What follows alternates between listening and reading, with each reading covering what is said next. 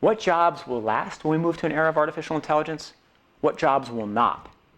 And I think the coronavirus changes the way we should think about it.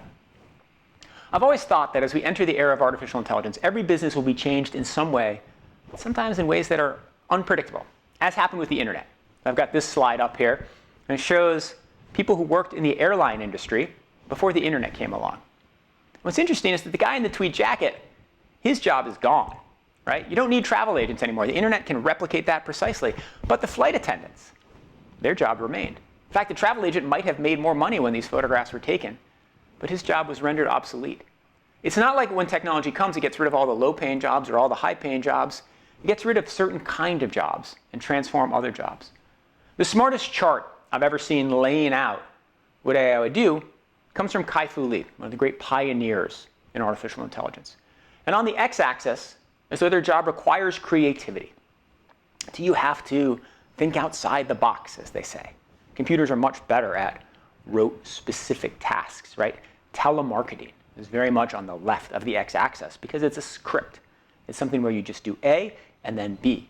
On the y-axis is something social. Does it require human interaction, right? CEO, criminal defense attorney, right? Somebody who goes to a conference, even somebody who goes to a virtual conference, probably high on the y-axis of a job that requires social connection, whatever it is. Those jobs are more likely to stay. So that's kind of the first path, and that's sort of before coronavirus. And you can think about it for jobs that require your hands as well, right? Robots have never been good at particularly using dexterity. It's very hard for a robot to pick up a small object. So again, if you have a job that is structured, moving a box like this or like that, that is a job that can be replicated by a robot. A job that requires fine motor skills is not. So you can put on the x-axis, high dexterity, unstructured environment. You can put on the y-axis, social. But what's interesting about these charts in the time of coronavirus is that the social elements change. Because if a job requires social connection that requires face-to-face interactions, well, maybe it isn't a job that's as protected as it was before. I think the nature of work is going to change a lot. You know, I brought back to my industry a couple of times because it's one I know well. And I think about the kind of reporters who I'm going to want to hire in the future. They're going to have a different skill set. Up until now, I've wanted people who can go work a room, people who can go to a cocktail party and extract the best story, people who can sit on the bench at a court case, say hello to the person next to them and develop a source.